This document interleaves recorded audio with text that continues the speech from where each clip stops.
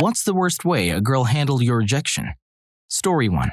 A girl at work started playing some aggressive footsie at work. When I pushed her foot away and gave her a look, she went on to tell me I'm not as attractive as I think I am, that I should start dating girls in my own league. Story 2.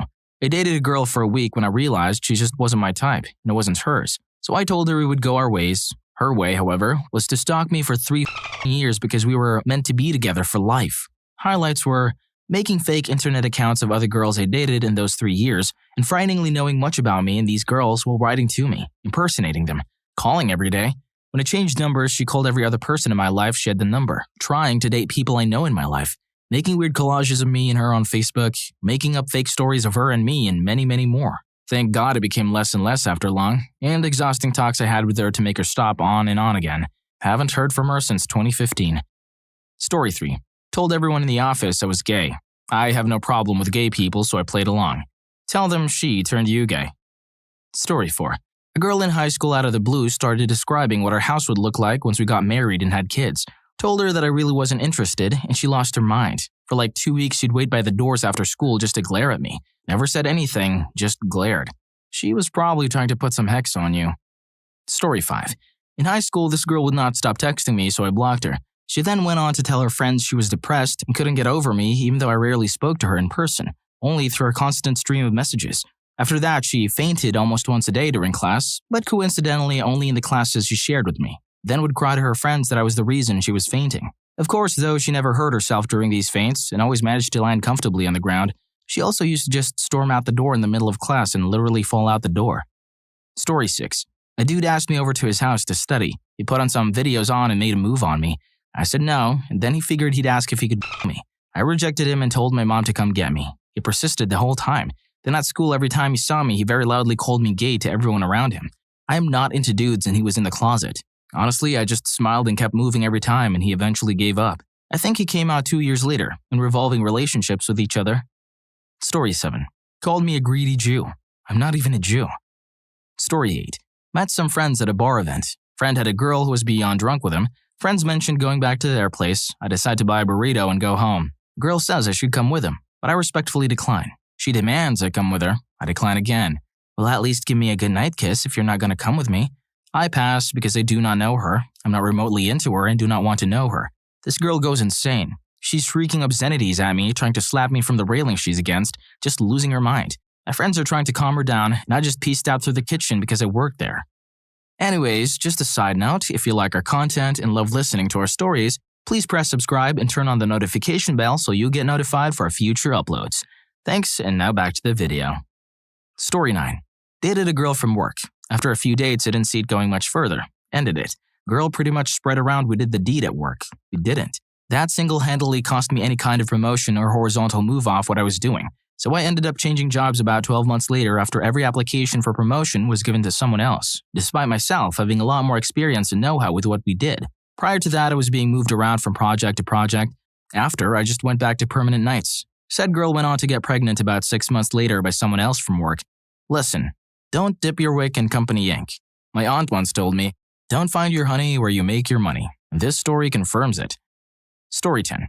She got engaged to make me realize that she was my one true love, then threatened to take her own life if I didn't elope with her.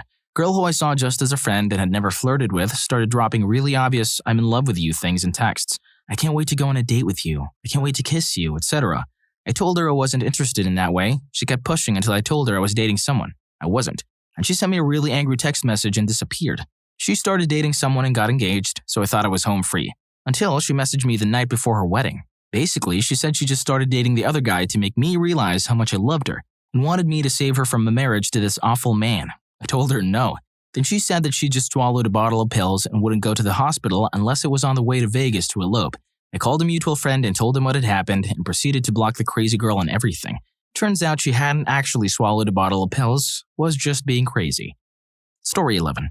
Had a girl smell me all over. What the I know. Inappropriately touch me, try to dance with me many times after I declined several times, tell me how dirty she was, and finally, after cupping my says, stop being a wimp, because I kept ignoring her. Weirdest person I've ever met. She later broke some stuff in the women's restroom and walked home several miles, alone, on foot at 4 a.m. without telling her friends. Story 12.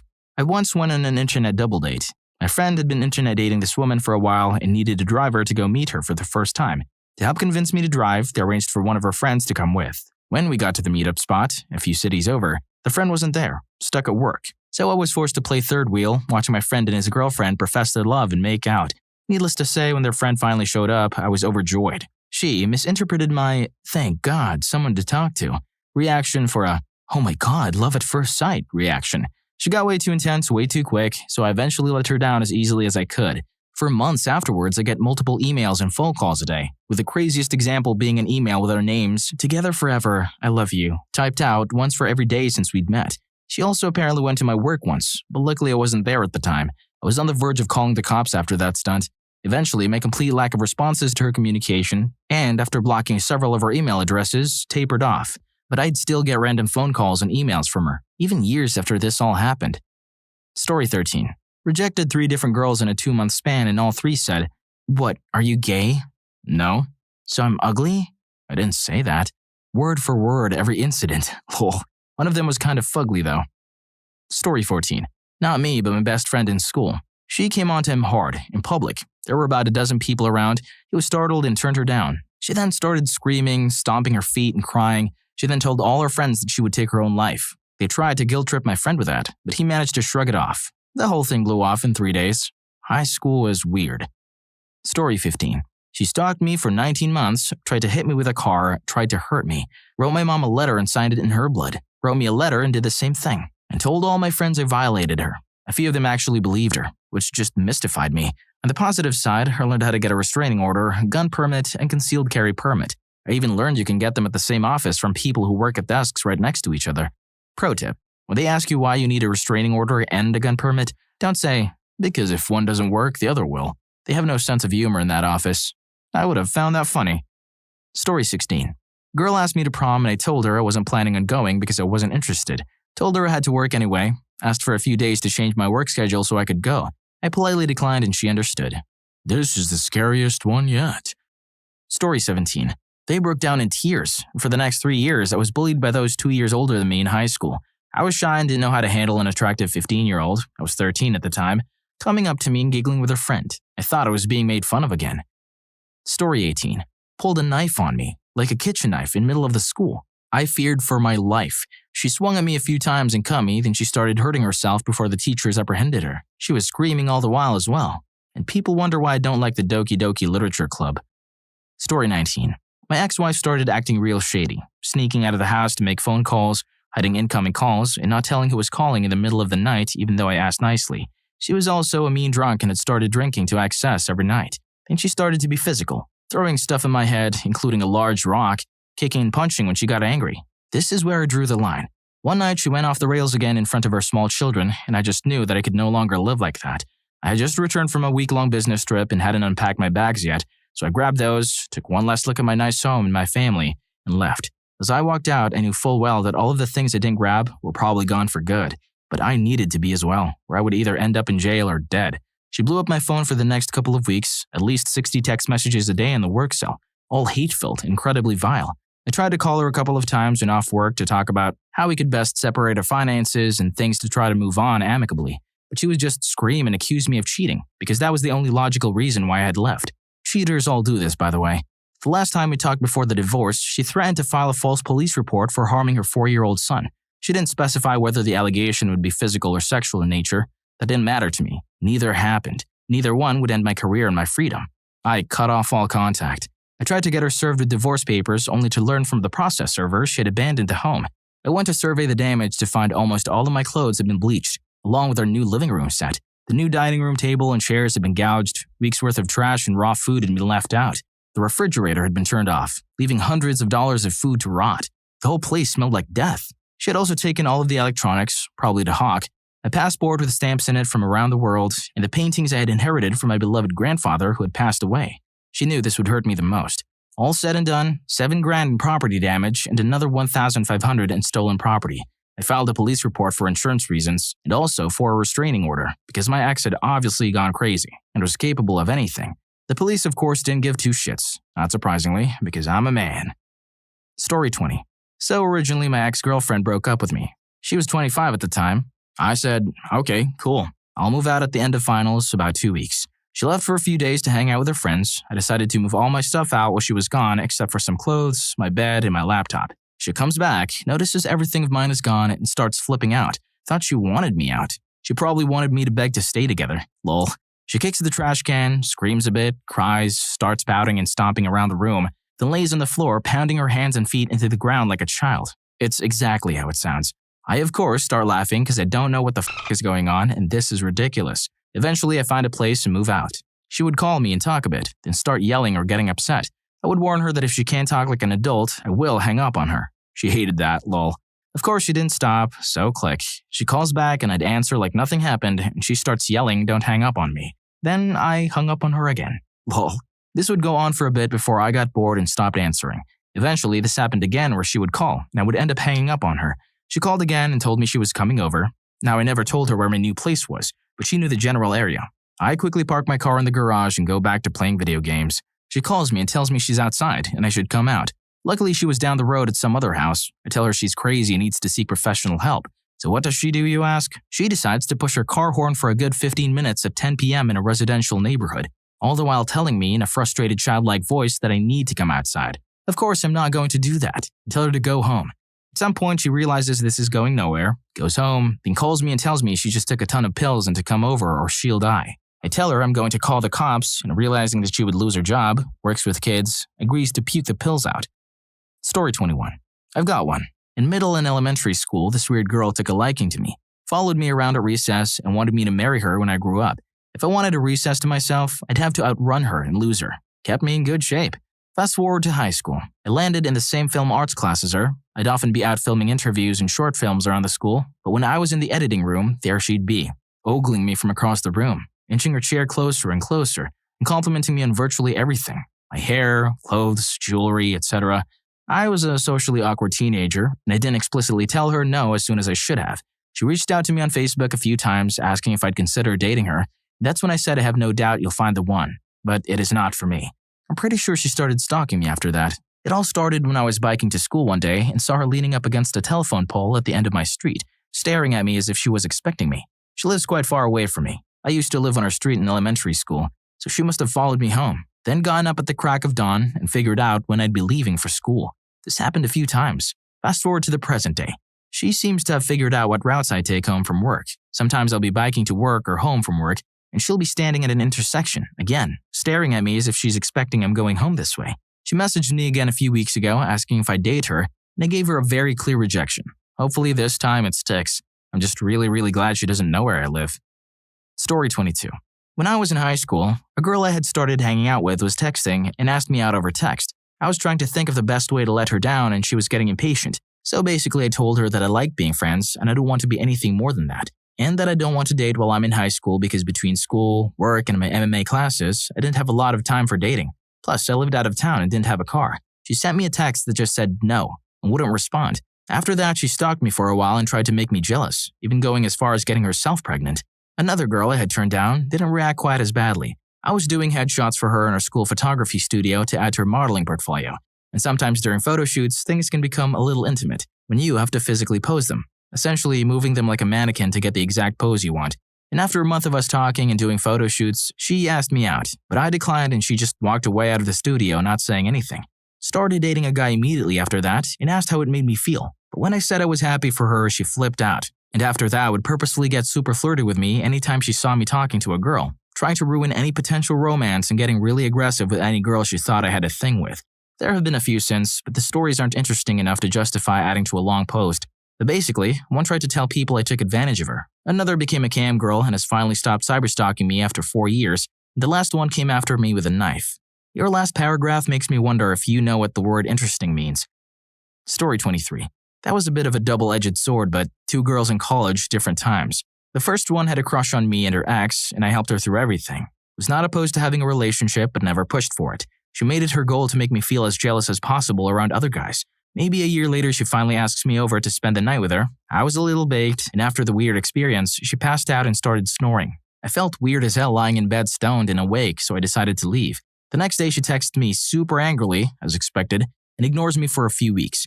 Maybe a month later, she posts a picture of an ultrasound and tags me in it. Messaged me back a few hours later saying it was a joke, and her mom called her crying. That's what she told me. Second girl had BPD, but was calm and interesting enough to pursue. She asked me to go to clubs and bars with her, and then made out with other guys while I'm there, even though she said we were kind of dating. Whenever she wanted away from a particular guy, she would come find me and start making out with me. I still gave her the benefit of the doubt for 2 months, until she straight up made me catch her with her ex. These are two girls who both wanted to date me and made elaborate schemes to exact some sort of revenge on me. I've stayed away from those types for years now. Story 24. Rejected a girl I barely knew who then started screaming she was going to take her own life if we weren't together. I felt bad for her, but pro tip for you ladies that think this is a winning strategy, it kind of makes people want to date you less. She proceeds to get on the ground and writhe around saying she's having a panic attack and she could die from it. I almost laugh at how fake it all is. I mean, she gently sits down during her fall, then positions herself carefully and then stops moving. But a group of people came by and quote-unquote rescued her. We were outside a campus. She goes to the hospital and obviously, the doctors find there's nothing wrong with her. But she claims that they just couldn't spot it. Start spreading the word about how she nearly died from the cruelty threw at her and how she was dying in the streets from a severe panic attack. I just cruelly laughed and walked away. Don't think a lot of people bought her story, but I never really saw her again, so it just kind of disappeared on its own. Story 25. I broke up with this girl and she didn't want to. She tried to talk me out of it and then tried to violate me by pinning me down. Being bigger and stronger, I just stood up and dumped her on the floor. One time later, her other ex, my best friend, was visiting and she came over. Things seemed to be going okay when all of a sudden, she leapt up in the air and tried to come down on my chest, with her knees like some kind of wrestling move. I was so mad I literally threw her out of my front door and told her to get out of my life. Turns out she was jealous of our friendship. I don't think I ever saw her again. For the record, it was good, but you know what they say. Story 26. Lying to me that she had become pregnant and intended to keep the kid. We had always practiced doing it safely, but condoms have a non-zero failure rate, and there's no good way to tell someone who says they're pregnant that they're wrong, so I took her at her word. After 3 weeks of her stalling and showing me any kind of proof beyond her word, she told me it wasn't going to be a problem, but I was beside myself with stress until then. Meanwhile, I'm figuring out if I need to lawyer up since child support was going to throw a huge wrench into my financial plans. I was in the middle of moving to a new city as well. All in all, it sucked. Near as I can tell, her goal was to inflict stress and pain. She succeeded. Story 27. We dated a few times and I decided that, while she was nice, I wasn't interested in pursuing a long-term relationship with her. I thought it would be best to let her know face-to-face rather than over text. So we met up for a drink in the city.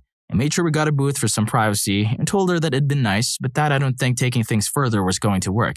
She began to cry uncontrollably and very loudly, demanding what she'd done wrong. Even from our booth, people started looking over at us. Maybe it was unfair of me to do in public, but honestly, we'd only gone out for dinner and drinks about 4 times by that stage, so I wasn't expecting her to react so strongly.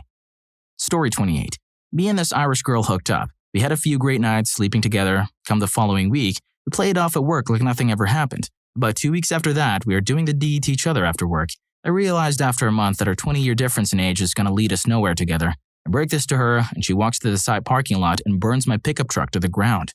Like, not even the aluminum rim survived this. She was arrested for arson. I laid no charges against her. I got a new truck thanks to insurance.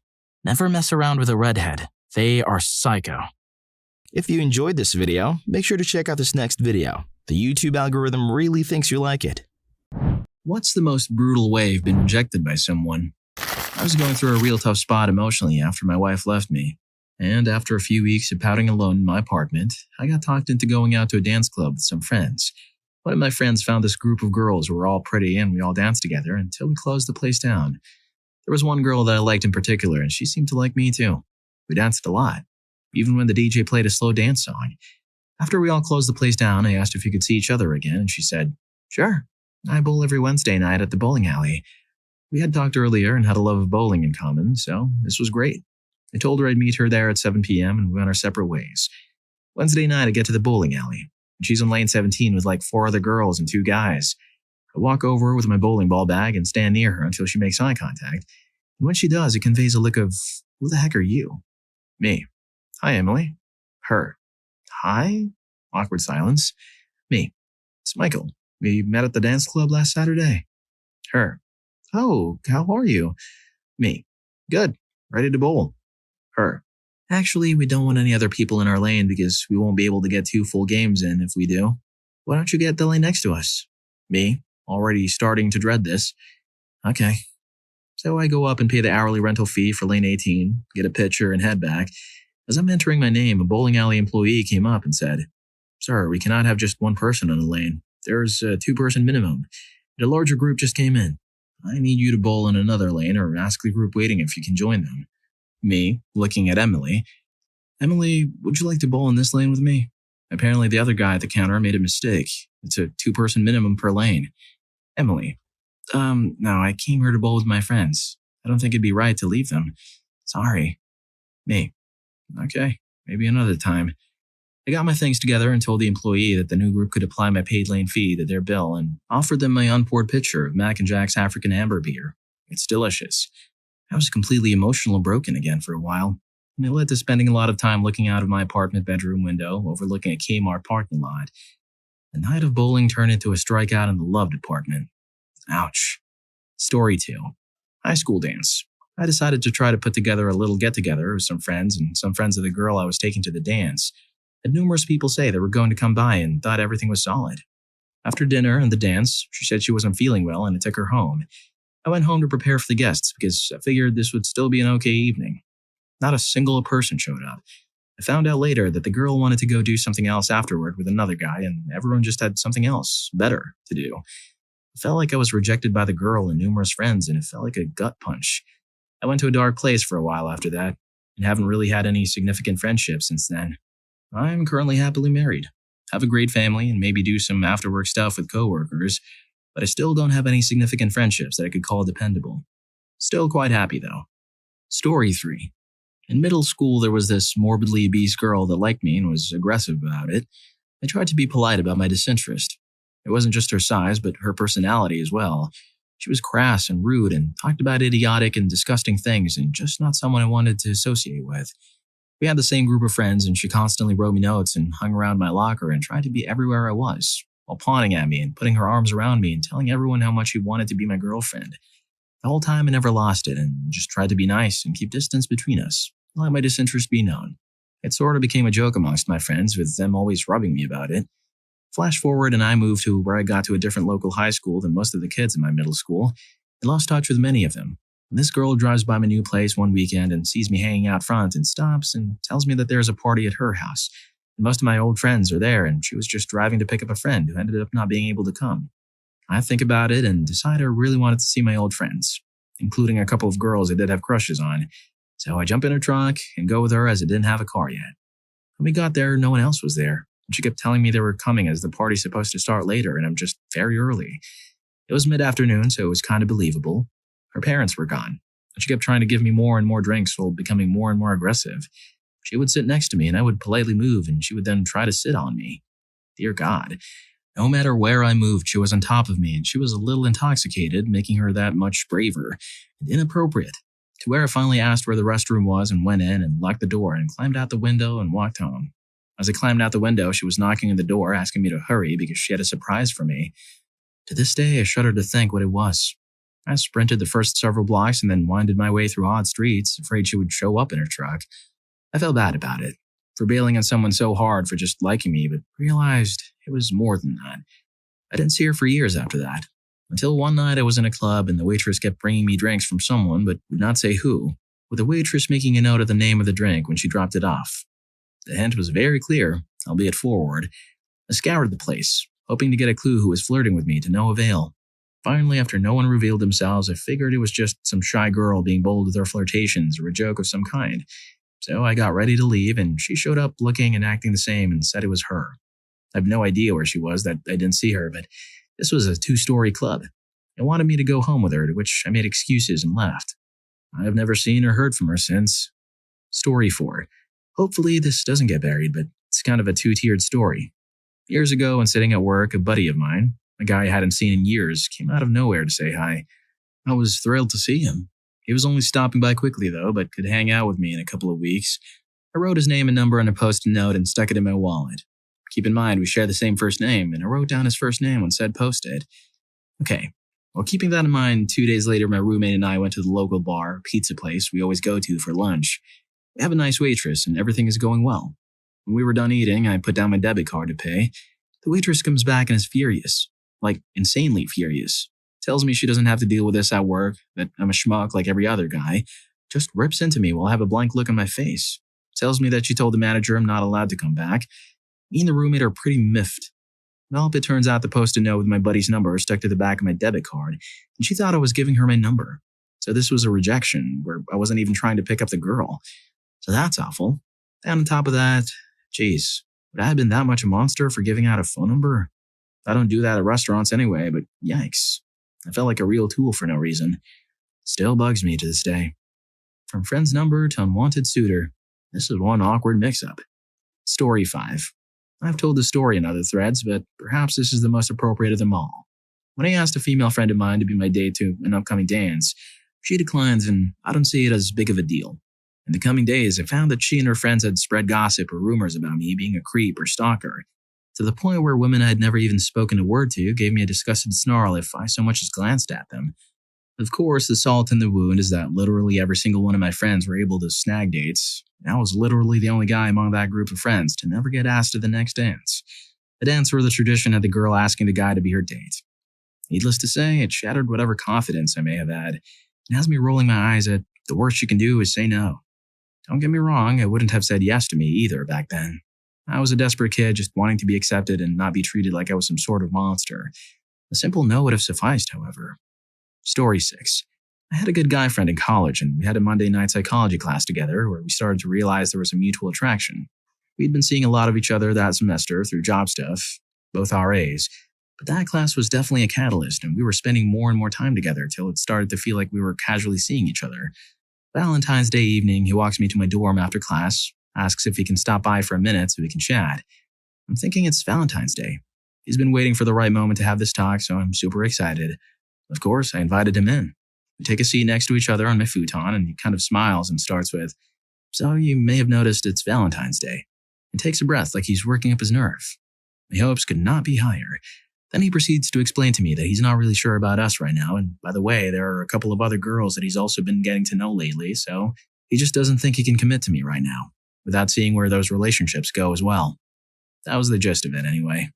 At that point, it all kind of became a blur because I was so shocked, given the lead up and the day that was pretty much the opposite message I'd been expecting. I mean, who sits someone down on Valentine's Day and explains why they will not be asking you to be their Valentine? Story 7. I posted this in another thread. It seems to fit here, sort of. I was introduced to her at a bar, by friends who thought I should meet her. She was gorgeous. We talked for about 10 minutes, seemed to have a decent rapport, and she indicated she needed to get back to her group of friends. I asked for her and was given her phone number. The next morning, I was going to go out on my 18-foot catamaran with my good buddy. I decided to call this dream girl to ask if she would like to join us. When she answered the phone, I said, "Hello, this is Libido." There was no response from her, just silence. I added, "Libido last name? From the bar last night?" She then said, "How the hell did you get my number?" I must confess I was a bit taken aback, but I continued. "Well," I said, "you gave it to me.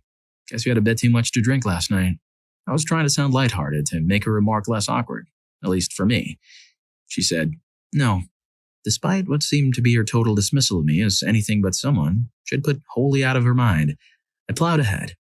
"Anyway," I said, "the reason I called was to ask if you would like to go sailing with me and my friend this morning."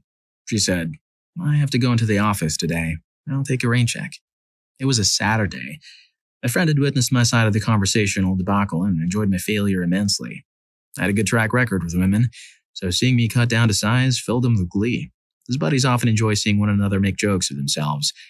I interrupted his laughter to hold out the slip of paper with her number on it and asked him if he wanted it. He said no, so I threw the number in the trash. A week later, I decided to hold a party at my place. I had fairly recently broken up with a woman that I'd lived with for 2 years, and I was on my own. I mentioned this fact because, as a bachelor, I was ill-prepared to plan a party. I had, for the most of my adult life, been involved with women who had kindly and with great skill arranged social events for us. Nevertheless, I made my preparations. I purchased drinks, along with a large mass of cheddar cheese, and multiple blocks. I felt there was never enough cheddar cheese at parties, and I made certain I had a bounty of it. I neglected to buy much else, but I thought I had matters covered. I called a number of my friends, as well as some newer friends. Among those I called was a woman I had met recently at another party. I asked her if she and her husband could attend. She said they would, and she asked if she could bring a friend. I said, sure, and asked who she would be bringing. She named the "How the hell did you get my number" girl, who had so thoroughly rejected me. I said I had met her and looked forward to seeing her again. I figured even if she wasn't attracted to me, we could still be friends. On the evening of the party, as I prepared for folks to arrive, I realized I had a ridiculous surfeit of cheddar cheese. To encourage assumption, I sculpted houses and other objects out of the cheese. After my guests arrived and saw my cheddar cheese extravaganza, it became a joke, and I peddled the cheese throughout the evening. The girl showed up and we ended up talking together most of the night. It was made easy because she had made it so clear to me that she wasn't attracted to me. But as the evening wore on, I learned that, yes, she had been drinking the night before my call and she had not remembered giving me her number. She was shocked I had called because she was not giving out her number. She had just ended her marriage and was not giving people her number. She went into her office on Saturday because she had an interest in a fellow there who was working that day. Despite her interest in her coworker, we continued to talk until all my other guests departed. We enjoyed each other's company. She agreed she would go out on my catamaran with me the following morning. The next day, we had a great time together in my boat. She was fearless, in the harness out on the wire. On Monday, I sent her a half-dozen roses. I figured her coworker should be put on notice I was in the game. On Wednesday, I carved roses out of cheddar cheese and attached real rose stems to them. I placed them in the box with a card I made that read on the outside, "A rose is a rose is a rose. Gertrude Steen." And when opened, it read, "Is cheese. Libido last name." I had my office's runner hand deliver it. He watched her open it and she laughed. A year and change later, we married. On our invitations was a caricature of the two of us on our first phone call with one another, with me introducing myself and her asking me, "How the hell did you get my number?" The card opened to a drawing of the wedding bells, and beneath them was the phrase, "Persistence pays off." I've been married for 27 years. Story 8. Not me, but my friend who rejected me. Story time. A few years ago, my friend had a blind date set up through someone he knew. He was struggling with dating and figured a blind date would be something kind of interesting and exciting. We were going to go eat at some local restaurant or bar, have a couple drinks, talk, the typical first day BS. Me and a couple buds were messing with him days leading up to the date about the possibility that the girl might just be completely hideous, and how terrible it would be to sit around for a couple hours and struggle to get through the complete date. Anyways, me and the buds came up with a genius plan to have her friend wait outside the restaurant and wait for the mystery woman to arrive so that he could verify if the girl was up to his standards. I know, it's kind of silly to even set up a blind date if you weren't prepared for the worst circumstances. So my dude was camped out in his car across the street and the woman finally arrived. Of course, it was wintertime, so the girl was bundled up and her friend couldn't get a good look at her. Her plan failed, so he did what any man would do in this situation. He fled the scene. Apparently, the girl waited at the restaurant for over an hour before regretfully grabbing her things, bundling back up in her winter clothes and heading home. How devastating to be stood up in the harmful conditions of winter. But the real loser in the story? Yeah, my friend, who missed out on a date with possibly the most gorgeous woman I've ever seen. The winner of the story? Yeah, that's me. Just so happened to be at the same restaurant that night. I had no idea where or when their date was, and saw how amazingly beautiful she was, and I dated her for quite some time, and my friend had no idea it was her who stood up to until we broke up. Story 9. When I was in high school, I hung out with this extremely manipulative group of friends, the kind where you have to jump through hoops just so they'll hang out with you. We were always friends growing up, but in high school, they made damn sure I knew I could be cut in an instant. Not a real healthy environment. But I was 16 and wanted my friends to like me. Sad, right? Anyway, they all loved this band that was coming to my city, and as a last-ditch effort to get on their good side, I bought them all tickets. With my small savings from my froyo job, I surprised them. The night of the concert comes and I ask them how we should all get there, who will drive, etc., etc. They said their older friend, who I didn't know, was even coming to the concert. Bought a last-minute ticket and there was no more room for me in their car.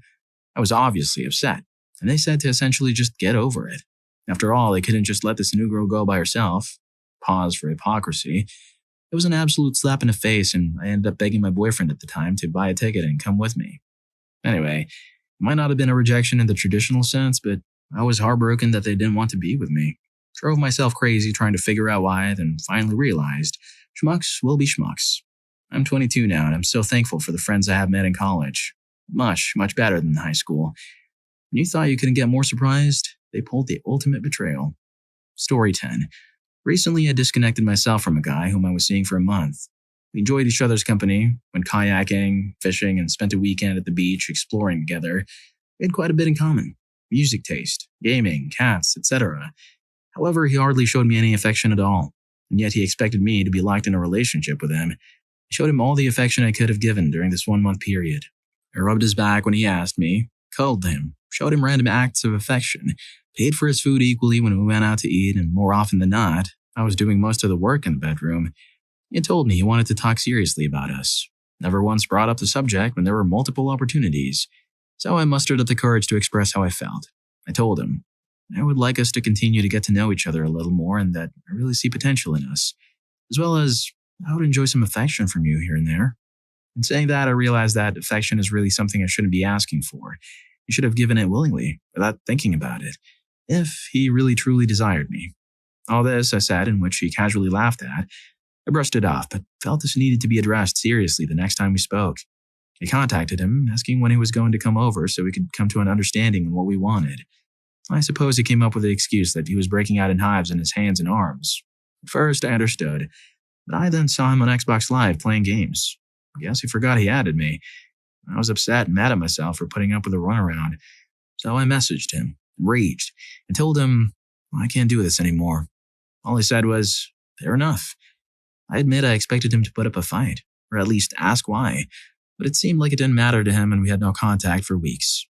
I never asked for material things, just something that was priceless. I do feel rejected in a sense, although I was the one who ended it. It makes me feel as if I wasn't worth his affection or attention. This affected me a lot more than I thought it would. Eventually, I stupidly apologized for abruptly dismissing him like I did. Nothing had to become of this. I just didn't want any ill intention between us. I half expected him to accept, but all he replied with was, I have some of your things. When can I return them? It's amazing how unimportant someone can make you feel. If you're enjoying the video, don't forget to hit that subscribe and like button for more videos like this. Story 11. I signed up to host a couch surfing website, where people from out of town can stay for free on your couch while traveling. A gorgeous woman and her non-straight man friend make arrangements to stay at my condo for the weekend. We cooked for each other and I had a nice time showing them around town and just generally hit it off. The woman was very flirty and touchy-feely with me from the get-go, but I played it cool and did not reciprocate. I'm not a man used to such forward behavior. Nighttime comes and despite establishing a good rapport with these people, I was a little nervous having two complete strangers in my house while I slept. So I locked my bedroom door just to be safe. Next morning while having breakfast, she asks, why did you lock your door? Don't you trust me? Wink, wink. I replied, what makes you think I locked my door? She knew she couldn't answer that question without validating my decision, so she dropped it. The weekend concludes and we exchange phone numbers in case another couch surfing opportunity arises. Time passes.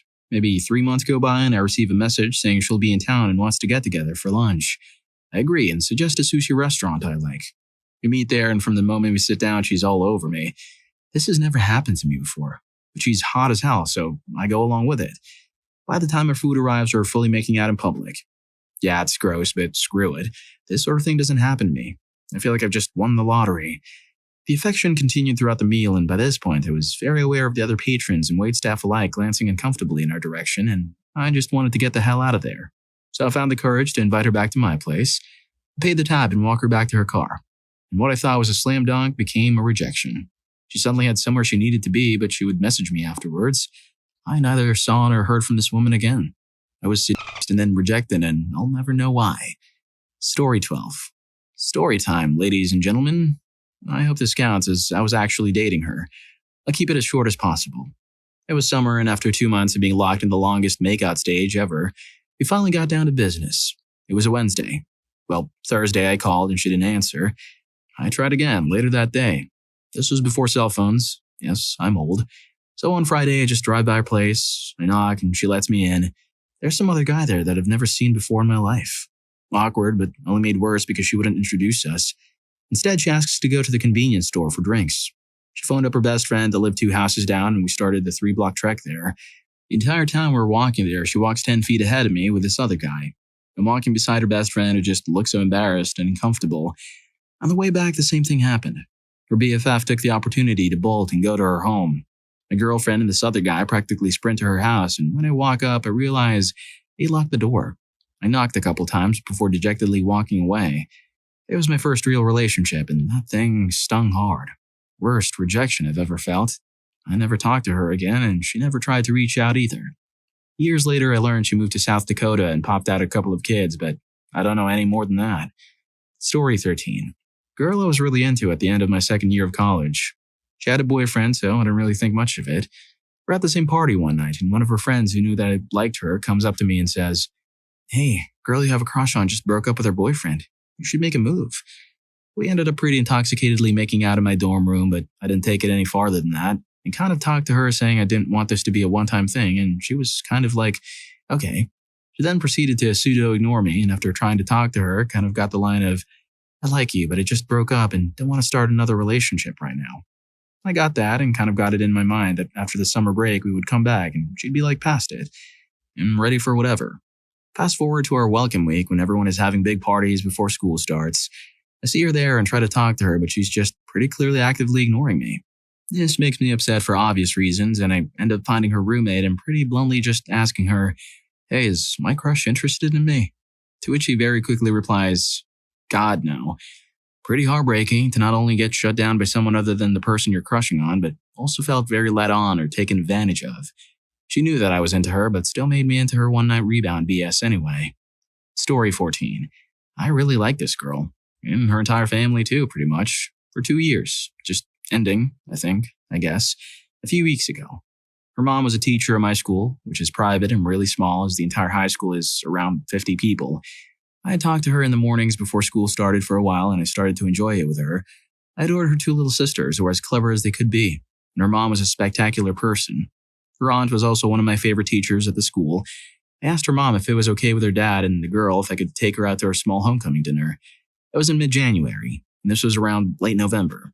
She said it was okay, and even though the girl was a little unsure about the idea of going full-on relationship, we still talked and got somewhat close.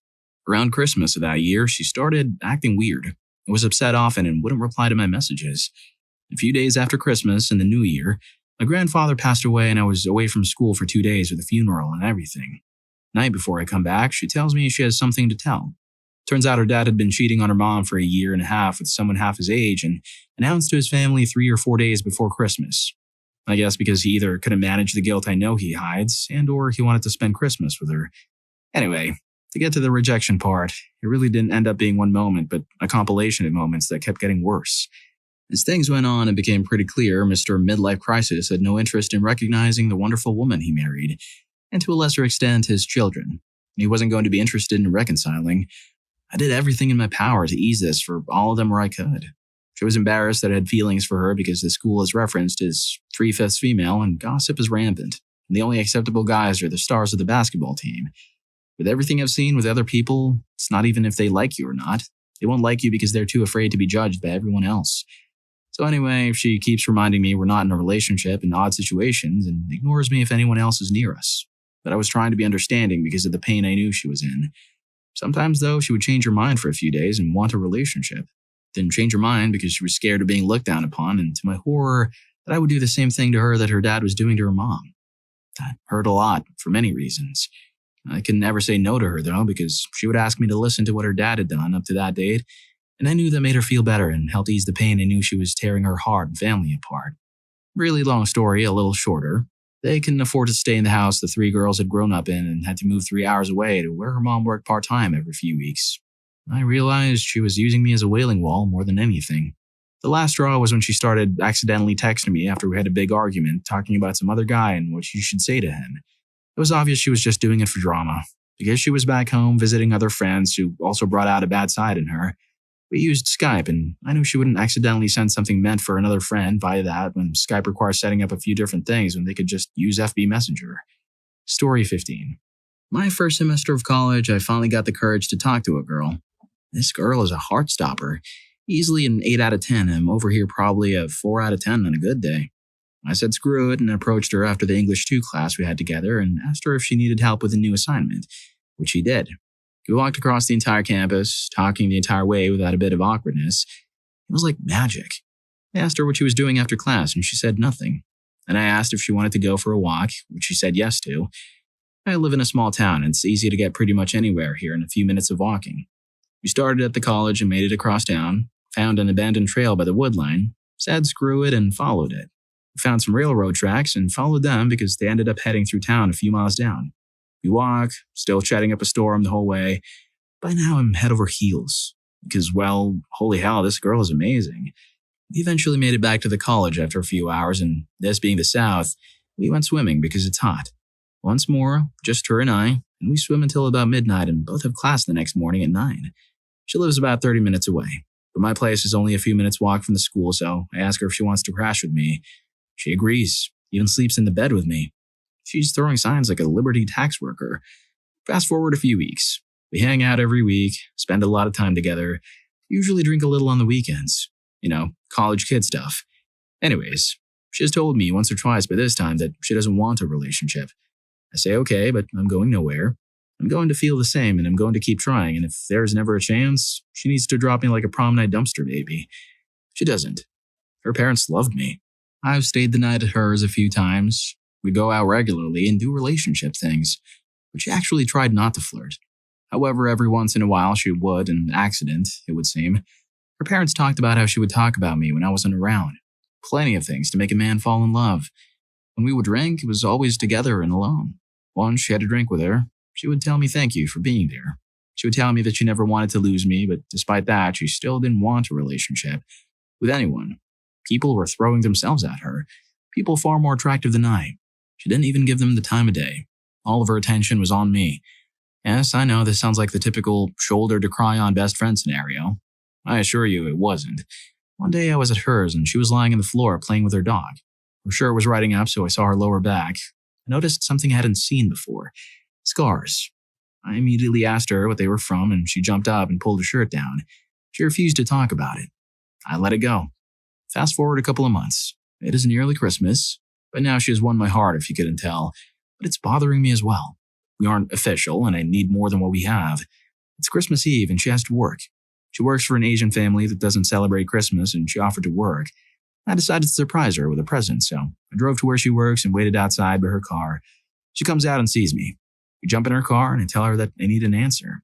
I need to know that she feels the same. She said she does, but she can't be in a relationship. I found it odd that she said she can't instead of doesn't want to.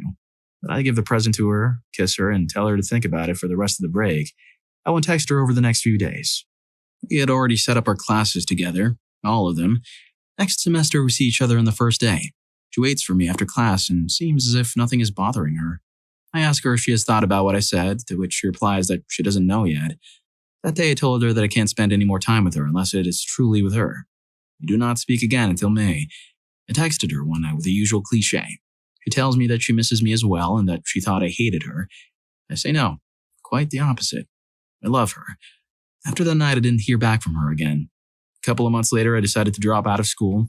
Horrible idea, but I'm back now. I digress. I'm lonely and irrationally decide to look her up on Facebook. I see a picture of her with a guy. They're kissing. She looked happy, but something seemed off and she doesn't live at home anymore. That breaks me inside, and to this day, 3 years later, I'm still broken. Her father was a major in the military and her mother was confined to a wheelchair with MS. I have my suspicions that her father took advantage of her because her mother wasn't able to do anything for him.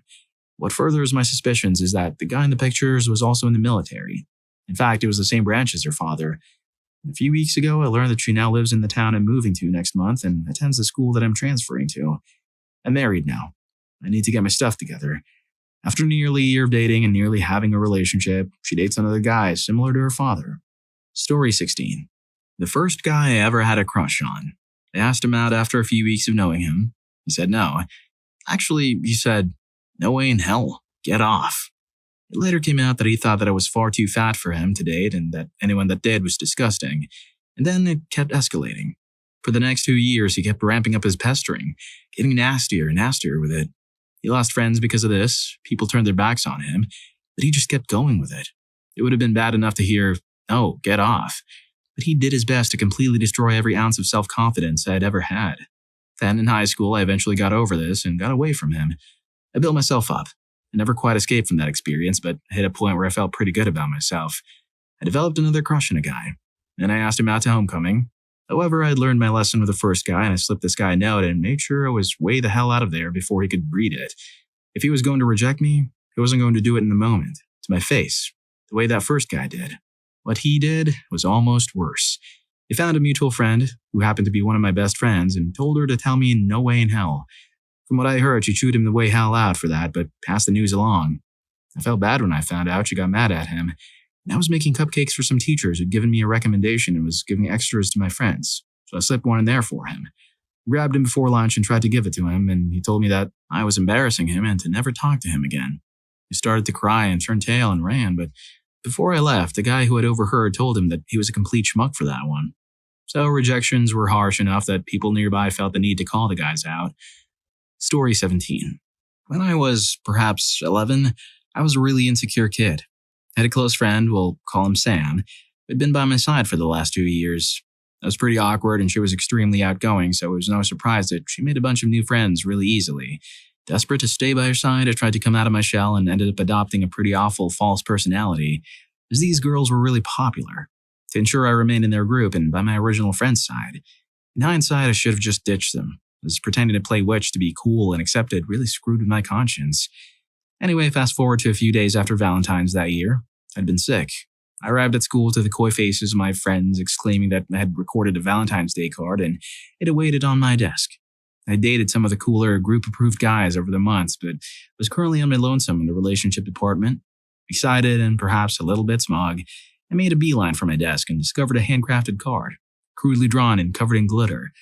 I don't remember what it said exactly, but I remember thinking it was beautiful. I got the stomach flips at the thought of someone actually liking me for me rather than for the people I hung out with. Anyhow, my friends began cackling and explaining that it was made by a boy we'll call James. I proceeded to ridicule and mock him. Looking at my friend Sam, who was also giggling, I made a poor decision of playing along. The class had filled up by then, and James, he was cute, with cropped blonde hair and shy eyes, had settled into his seat. I don't remember everything perfectly, but I remember the girls whispering in my ear, then moments later, I was shredding the card into pieces and tossing it into the bin like it was some contaminated napkin. The girls all laughed and cheered like I was some protagonist. James never spoke to me. I didn't deserve his time anyhow, and a few weeks later I retracted from the group, ditched Sam and made myself comfortable in the role of an actual kid, not worrying about status and rather playing in the monkey bars. I never got up the courage to apologize to James, but the unforgivable thing I did has always stuck with me. I doubt he will ever see this, but if he happens to and manages to realize that this passage is for him, I just want to say how sorry I am. There was nothing remotely wrong with you, and you were lovely. Your card was beautiful, and I wish I had kept it. This is all on me, and I didn't deserve someone as thoughtful as you anyhow. I hope all is going well in your life, and now you realize that some stupid little girl throwing away your Valentine's Day card wasn't worth the trouble to begin with. Sincerely, sad stupid little girl. Girls who have rejected people. What's the worst way someone has taken it? After we got divorced, he terminated the next woman to reject him. I didn't know the full extent of his criminal history when we married. I met him after he had been out of prison for a year. I was stupid. I thought he'd learned his lesson. Obviously, I was wrong. We were together less than a year. We got married in a stupid whim. Don't ask why. I'd been divorced for 6 months when she was terminated. I had a list of names of people to terminate next. I was on top of that list. I guess he figured he had ended one person. Why not everyone who he felt had wronged him? I blame myself to an extent. I feel like if I hadn't gone through the divorce when I did, he would still be alive. However, I do know it's not my fault. Hopefully, he's enjoying his extended vacation in prison. Story 2. I had actually heard a lot of people doing this before, but I'd never had it happen to me. When it did, it was completely devastating. He told me I had to go out with him or he would end himself. He then said goodbye, very convincingly and emotionally, and turned his phone off or stopped picking up or answering any texts. I knew him from when we went to high school together, and so I actually had his best mates and his dad's phone numbers. I phoned them and sent the screenshots of the messages to them, absolutely hysterical and worrying that he was in a gutter somewhere. However, it was very quickly discovered by his livid father that he was actually around a mate smoking, and he thought that this would at least get him a pity shag. What a complete and utter crap. Story 3. I was taking a break at work behind the building, listening to music and enjoying the breeze. The coworker I constantly tried to avoid because he was a creep started asking me out. I'd already been irritated because of crappy customers and the overbearing heat inside, so instead of the usual brush-off reply, I snapped at him and made it clear I was in no way interested. I had a boyfriend whom I loved and that he needed to get the hell out of my personal space. I went to walk away and he grabbed my arm, trying to back me against the wall. He got fired and also arrested. He tried to say I'd hit him first, but luckily there was a camera around back that caught the whole thing. Story 4. He sent me an email with a 3-page essay attached.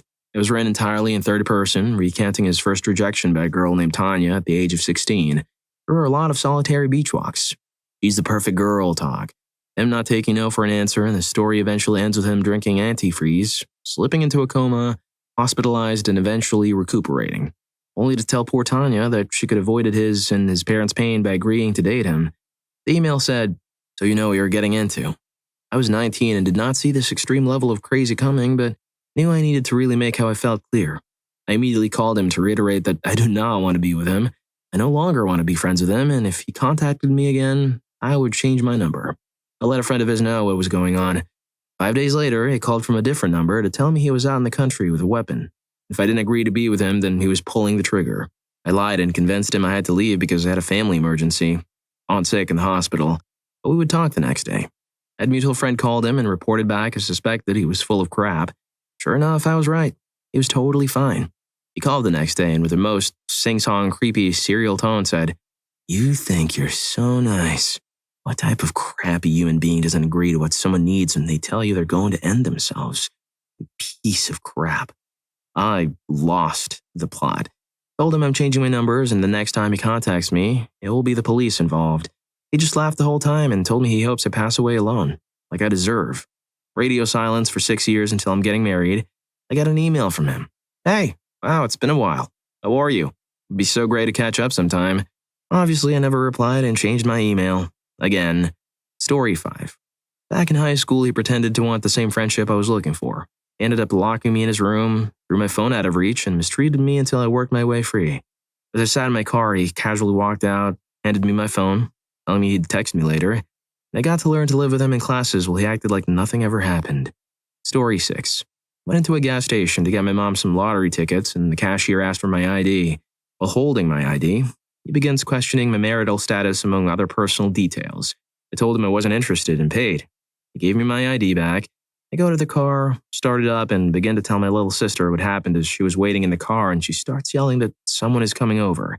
Now the cashier is tapping my window and yelling, "Are we friends?"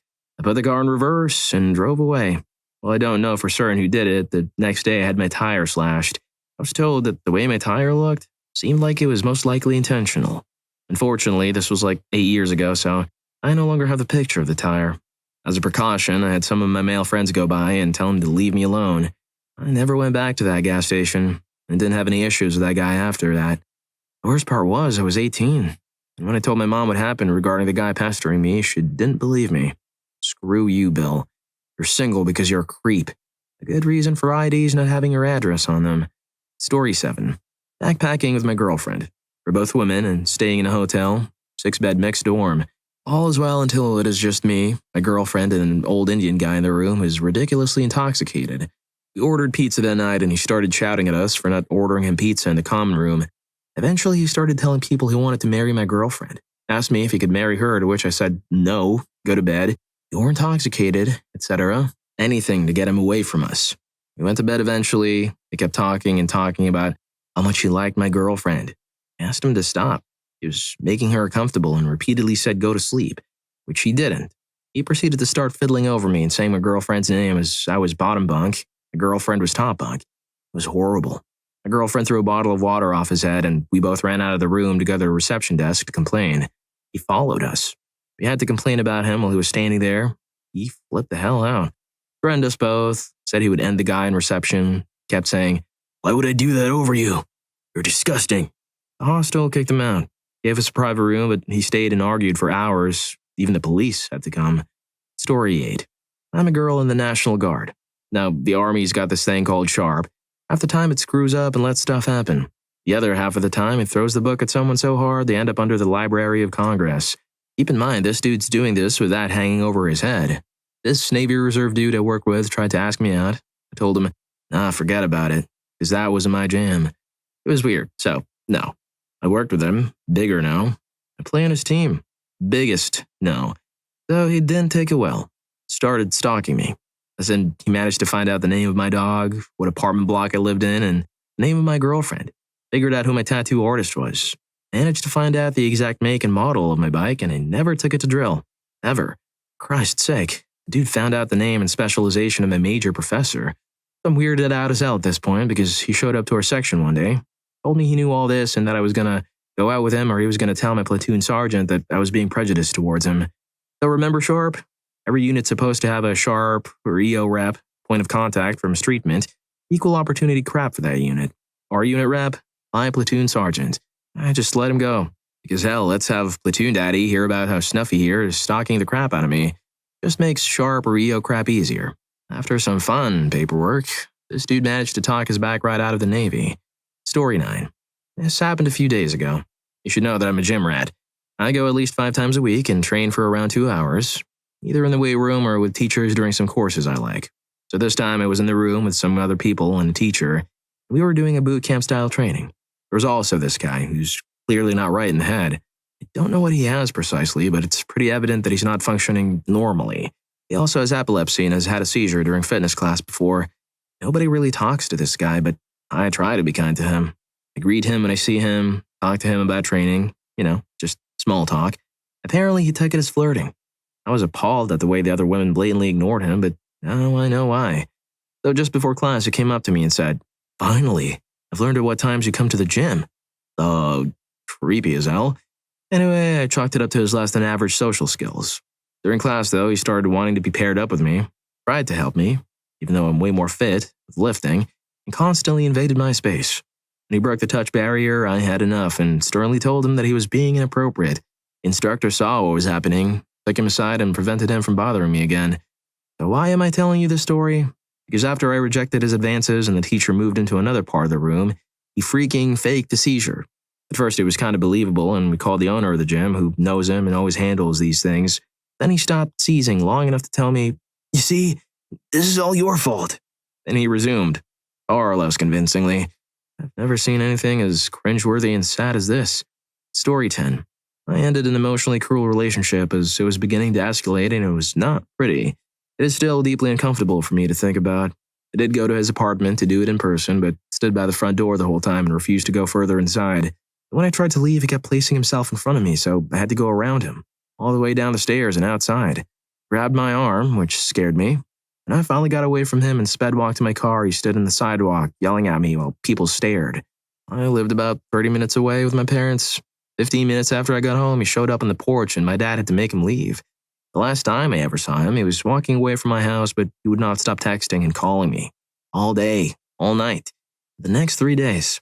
I was afraid to block him because I was afraid he would threaten me and I wouldn't have any warning, but eventually he got the message and stopped. It was awful.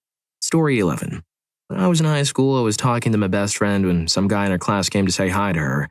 When I got on MSN that night, my friend told me the guy had asked her if she could give him my MSN handle because he thought I was cute. I didn't want to, but my friend insisted, saying he was really nice, so I caved and added him. Anytime I was online, he'd come to talk to me, but if we saw each other at school, he wouldn't say anything.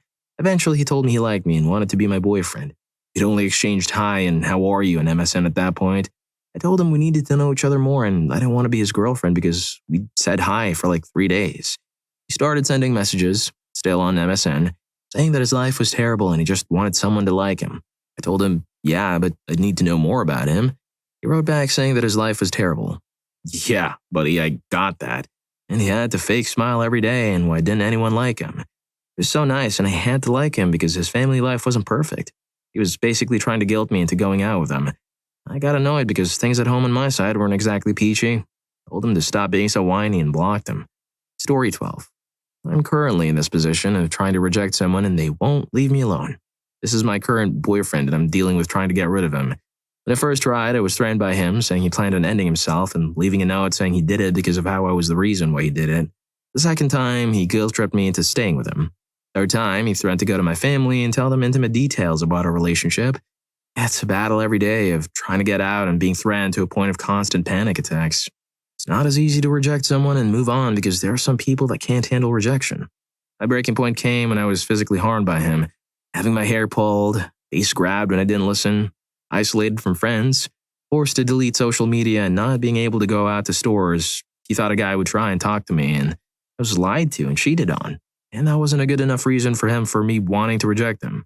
When I talk of leaving him, I'm met with constant threats of how he'll come to my house and drag me to where he wants. He'll show up to where I am until I tell him I'll listen to him and how does he know where I am. He forced me to share my location with him and if I even try to block him, I'm given several threatening messages, calls, and threats that if I don't answer, he will contact my family. How does he contact my family? He works at T-Mobile and gets friendly with my family, somehow finding ways to get their numbers. My brother was working on a fence and he said he wants to get his fence fixed and they exchanged contacts without me knowing. I don't know what makes some people not handle being rejected and what it does to them to not be able to handle someone not wanting them, but I hope one day I'm free from this. I've constantly thought of ending myself to get rid of this suffering, but I can't give him the satisfaction or risk another girl getting treated like this by him. Story 13. A dude had been asking me out on a site that isn't really meant for dating, but lots of people try to use it for that. I kept telling him thanks, but no, because I got a creepy feeling from him. One day I'm going through my Gmail and I see he had sent me a message in the site a month prior. I read it, and it was sweet, so I told him if he really wants to, he can have a date. He immediately responds and we plan to go out the next day.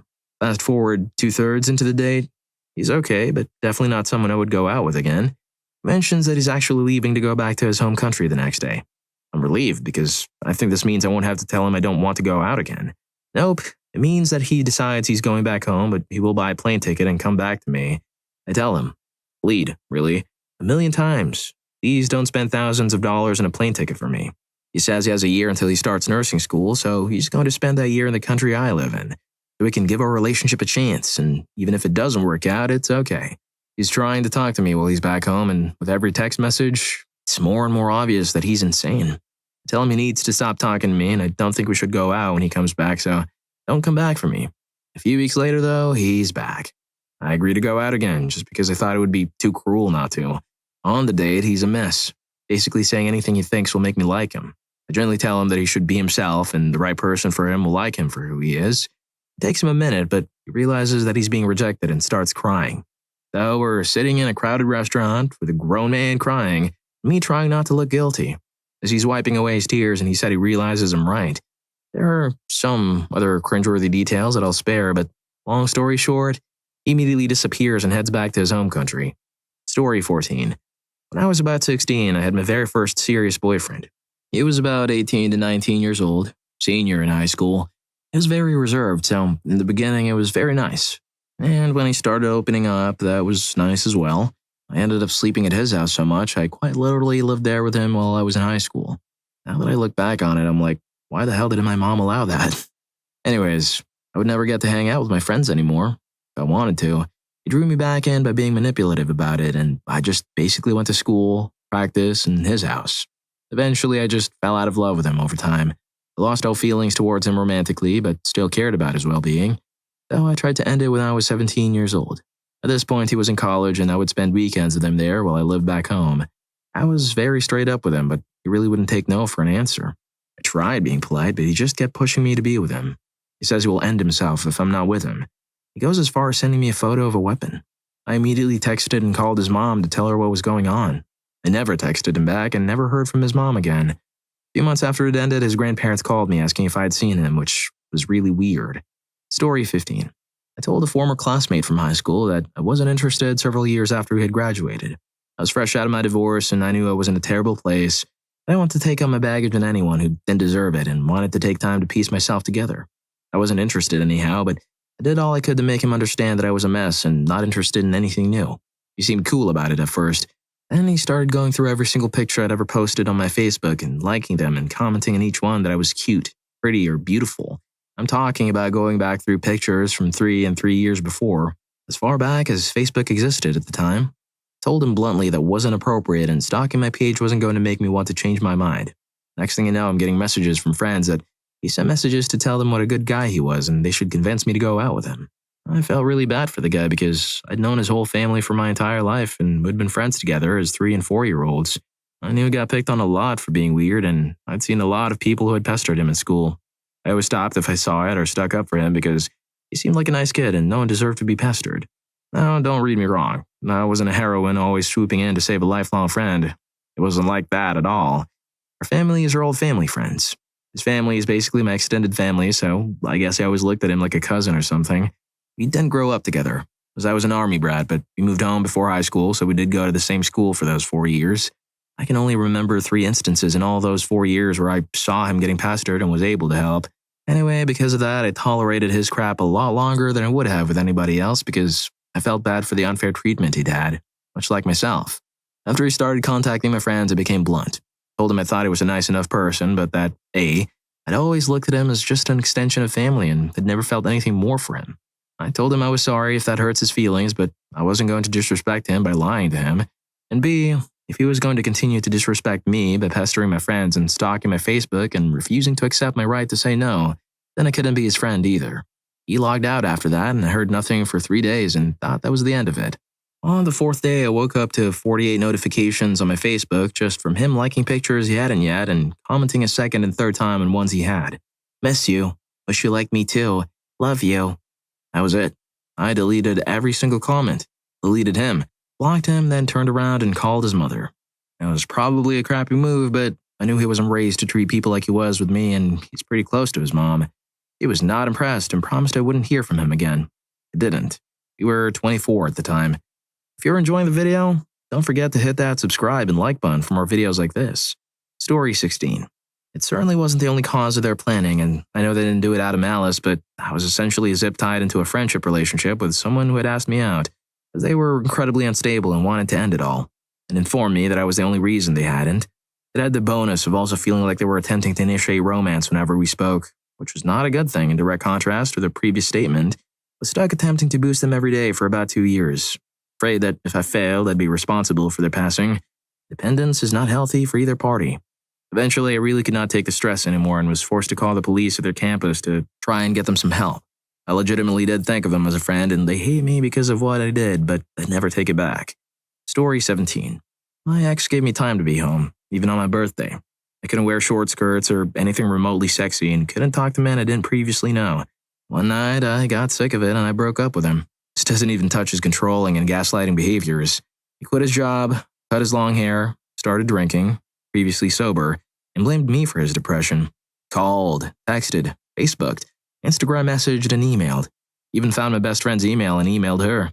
He inappropriately sent me a ring and flowers to my workplace, making sure I knew it was his last bit of money. Made the mistake of staying at his place when I was in his town for an event. Made the mistake of sleeping with him too. But it was actually easier than him putting on his sad show. Anyway, he went through my phone during the night and started yelling in my face about how I slept with someone else. I'm just a witch, blah, blah, blah. He wouldn't get out of my face and was just yelling. Snapped and told him this doesn't make him any less cruel. Story 18. I was friends with a guy who expressed his feelings for me. Thought I'd give it a go because he was really lovely, but after one kiss, it was clear there was no attraction, and I told him we would only be friends. He ended up verbally mistreating me on and off for months while I stuck by him and tried to help him work through his depression. I should have ended the friendship at this point, but didn't, and it got way worse. He lied to me about having a brain tumor. I guess he thought I'd feel bad for him and started dating him. Pity love is better than no love, right? He created a fake email account and phone number for a friend from high school to contact me with when I stopped speaking to him, and guilt-tripped me into starting contact again because he was passing. He even went as far as using this account to contact me whilst I was overseas, telling me he had slipped into a coma and was in hospital. Spent a week on the other side of the world, worried out of my mind that he would pass away. This lie went on for months, until one day I discovered it was all BS. When I confronted him about it, I caught constant texts of cruelty and threats, so I blocked his number. This led to him purchasing 13 new SIM cards, which I blocked one after the other, until I eventually changed my number. Story 19. I used to work in a nightclub behind the bar, and this guy kept asking for my number, which I politely declined to give him, several times. He kept trying to hold my hand when I was pouring drinks for other customers, taking glasses and bottles out of my hands and placing them on the bar. This went on for ages. It was so busy and I couldn't get the attention of the security guys over the crowd, so I had to power through the scrap. I eventually just told him I was busy trying to do my job, and I had already told him he wasn't getting my number, and to be honest, I'm just not interested. He sulked off, to my relief. About 15 minutes later, a colleague pointed to a corner of the room near the bar and told me a guy had been staring at me with crazy eyes for a solid 10 minutes. It was the same guy. When he saw that me and my colleague had spotted him, he came back over to the bar and asked me for my number again, now that you're not busy anymore. My patience wore thin. I said to him I wasn't interested. If he continued to pester me, I would call security and have him escorted out of the building. He went insane. He grabbed me by the arm and hair and tried to pull me over the bar. My colleague hit the panic button and security came right over and swiftly ejected him. I stayed at work for another hour, but I was pretty shaken up, so ultimately left my shift early. One of the security guys drove me home in case the guy was lurking somewhere waiting for me. I quit that job a month later. Story 20. I dated this dude during my teens a couple of times. He was 18, but he was a big baby, so I just said it didn't work and we should go our separate ways. He started crying and crying, begging me not to dump him. Didn't know what to do, so I hugged him, but still told him I wanted to end it. We were in front of my house. I said goodbye and started walking towards my front gate. Started walking to his motorbike, still crying very loudly. He stopped, turned towards me with dread in his eyes, and started running towards me, hugging me, crying and begging me to stay with him and that he needed me. I said no, goodbye. The crap just started all over again. He went on this pattern of walking away, turning back, and running to me at least 4 times. I was desperate and just wanted to go home and away from this crazy person. I finally was able to go home after 2 hours of this ridiculous crap. He stayed outside of my house for hours, and for the next few days, he came to my house and sat outside for hours just watching my windows. I met him years later when a common acquaintance of ours passed away. He asked me if I went to his tomb to pay respects. I told him I maybe wanted to pass by but didn't know where it was in the cemetery. He kindly offered to show me where it was, but it was raining. I really didn't want to be near him, so I told him it was a bad idea because of the weather. So he told me he could go to my house to chill. I told him no. He kept insisting, so I just told him I had guests to get him out of the way. So he asked me if we could go to my house and chill in the boiler room since we didn't have any other place to stay. Just there. Exploited a passing just to see me and then wanted to have a date in a dusty boiler room. I just went away, went home, and blocked this crazy guy from all social media. I never saw him again, thank God. Story 21. I turned down a guy for a hangout and possibly more on the first day of high school. It was super popular and known by the rest of the school, whereas I was new to the area and knew absolutely no one. He proceeded to make the next 3 years of my life an absolute living hell. I was the target of daily pranks, in-class scoffing every time I opened my mouth, and vicious rumors. He even told everyone that I was slightly autistic, which made everyone avoid me. I was super awkward and intimidated every day I walked into that building, which I'm sure did nothing but perpetuate that rumor. It was miserable, but I got through it. The best part is that years later, we both ended up attending a small selection seminar for a very coveted film studies program. This program only offers 30 seats to an estimated 500 applicants per year. I received a seat. He did not. I then had the absolute pleasure of declining a Facebook friend request from him after he saw me at the seminar. Karma, man. She lives. Story 22. The guy I turned down after 2 dates went out and climbed up a radio signal tower on the top of a large hill in the middle of winter and clung on in the wind, yelling out my name. It took the police 45 minutes to convince him to climb back down, and by the time he did, he had hypothermia. He ended up stalking me from age 16 to 22. My parents had to get caller ID, so I'd answer the phone when they called, and I refused to go to the door whenever anyone knocked in case it was him again, because he'd turn up and make me apologize for turning him into a stalker. For years, he would try and get in contact periodically and tell me crazy stuff like I was assigned a particular wrestler and had to send money to Russia to encourage him in his next flight. The dude was obviously schizophrenic, so a lot wasn't his fault, but it was still a nightmare. Still start to panic if I see someone out of the corner of my eye with similar facial hair and dread him popping up again out of nowhere, even though it's 9 years since he last called me. Story 23. I was, I think, in my sophomore year of high school, and he was a year older. He was a nice enough kid, but had the reputation of being a little weird. No big deal. He asked me out, and I let him down easy, which went fine. I continued being friendly in school with no problem. He asked me out again an appropriate amount of time later, but with a Valentine's card that he drew. It was a picture of us, holding hands with a heart around it as if a 5-year-old had found his Pop's Henny and gone to town. I was a little uneasy, but let him down softly again. My mistake. The third time is where things get hairy. We wound up having Spanish class together and we're in a computer lab to do some Spanish speaking. He and I wound up getting paired for an audio exercise via headset. He wasn't focused on the Spanish and instead was trying to flirt, again ending in a date request. I let him down easy. Why do I keep doing this? Clearly it's not working. But this time he didn't take it so well. It was creepy how calm, angry, monotonous, and intentional his voice became all at once. He said, "This is your last chance. If you don't accept me, you're going to regret it."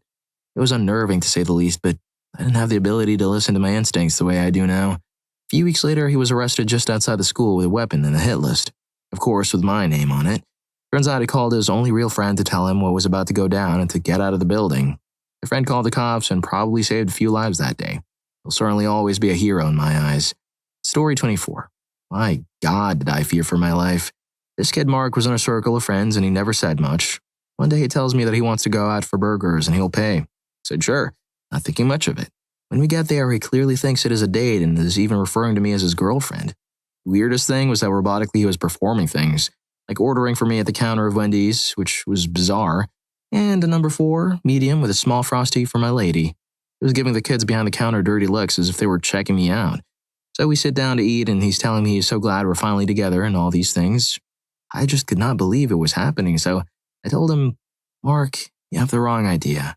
I thought this was just going as friends. I never meant for you to think we were dating." He starts to snap immediately. Things like, "What do you mean? You agreed on the date." I'm trying to level with him that I agreed to get a burger, and even if I agreed as a date, never said we were dating. He snaps and says he knows the problem. He thinks I'm into the kid behind the counter. I'm absolutely in fear at this point and ninja texting my mother under the table. Suddenly he gets up and goes to the Wendy's counter. He hops it, goes in back, and attacks the kid who took our order. I didn't even know the kid, but I heard the shouting and scuffling. Metal pinging off metal. The plastic sounds skidding along the floor. I didn't know what to do, so I got up and ran out. I just ran until about half a mile down the road. My mom saw me and stopped so I could get in. That was a few years ago, and Mark ended up doing prison time because he was 18 then. He had stayed back in 8th grade. I hear he got out and went back to Indiana to live with his mother and stepdad. Story 25. I was catcalled in a fairly busy area. Sometimes if there's enough people around, I'll tell a catcaller to go screw themselves or flick them off. I kept walking, but I flicked them off. I was bald at the time due to an illness, not cancer. He proceeded to get up and shout at me. "Hey, witch! You have cancer, right? I hope you passed away." Across the street and he followed me, screaming, "I hope you passed away, you freaking witch!" After I completely avoided eye contact or any further engagement, he wandered away muttering insults, but I was going into a meeting that required me to be buzzed into the building and he was still in the same block. Once I got in and was waiting for the elevator, I could see through the glass doors that he was back outside trying to come in. I knew he couldn't get in unless he was buzzed in, but then someone suddenly came in with a key card and he followed behind him. I got into the elevator and went upstairs. It was so terrifying and triggering that I just dissociated and went to my meeting like nothing happened. I was very withdrawn. I was 22 at the time and had been catcalled and followed several times before without such violent threats. It didn't occur to me that I should have called the police until my meeting was over, but I still didn't call them then. I think I figured since he was gone, they wouldn't do anything. I wish I had, but I was just young and afraid and also distrusting of police. Despite this experience, I still tell catcallers to screw off if there are other people around. Story 26. I broke up with him because he liked to hurt me. I waited for him to go out and pack my things and left. His reaction to me rejecting him was to sit across the park with a weapon and call me, telling me he could end anyone in my family at any time. I called the police, found him where he said he was. However, because he had a license for the weapon and had it stored in his car correctly, there was nothing they could do until he fired at someone. The laws have changed since then, thank God. This same guy stalked me for 15 years. I couldn't enroll to vote or get a driver's license because he always found me. He would break into my house when I was at work and make himself food. He would call me at night and tell me he enjoyed the food he made. Most of the time, I didn't even know he had been in my house until he called and described crap. I would change my number and he always found it. I think he was getting it when he broke into my house. You could call a number back then and it would tell you the number you were calling from. When he broke in, he would always leave everything how he found it and no signs of breaking in. It scared the crap out of me. He would call early in the morning and threaten me. I moved a lot back then, but he always found me. I had to stop going to my family's houses in case that was how he was doing it. I never left the house on my own ever and never felt safe for a long time. Not until I got married to someone I knew could protect me from him. Now my marriage is over, and I'm alone again. Maybe he has forgotten about me by now. Story 27. Went out with a guy who, on the first date, revealed he lived in his mother's basement and played video games as a hobby. That type. Unfortunately, I'd been stupid enough to let him pick me up from home. I made a lame excuse about how I was so tired and would see him later. Didn't respond to texts for the rest of the night. Later that night, I had a friend with benefits come over around 1 a.m. Before I even got out of bed the next morning, I got a text from the date the night before about how my night was. I finally replied something generic. He then asks me, "Did you have any visitors last night?" Immediately, I knew something was up. It was just so odd. I didn't respond, so then he started calling, texting, leaving voicemails. I finally told him I didn't think it was going to work out, and he called me a witch and said he watched us going upstairs. When I came downstairs, he had written words in the dew on my windows. He sat outside my house after dropping me off and driving away, then driving back to park down the street. It was incredibly frightening. And the day I installed the security system, bought a taser, and didn't let a man know where I lived until a few dates or weeks in. Story 28. This isn't a romantic rejection, but one time I asked for space from a friend who had been suffocatingly close and needy for months, to the point that she followed my classmate and I to a classroom which had nothing to do with her and inserted herself into the situation after we told her we were busy.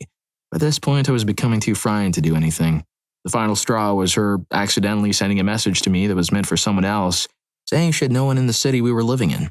Everyone ignored her and she was going to jump in front of a train. I spent every day of my summer holidays with her. It nearly ruined my own relationship over her. Anyway, as soon as I sent the message asking for a bit of space to sort some things in my own life, she went insane. Blew up my phone with messages, calling me nasty words. Blocked her number pretty quickly and she deleted me from social media, so I made sure she was blocked there too. However, this year, 2 years later, started a new Instagram account for what might become a freelance gig. There's nothing on it linking it to me and I haven't posted any content yet. She started following it. Leave me alone, creepo. Well, if you like these stories, here's more. YouTube thinks you're gonna love this. Catch you in that video.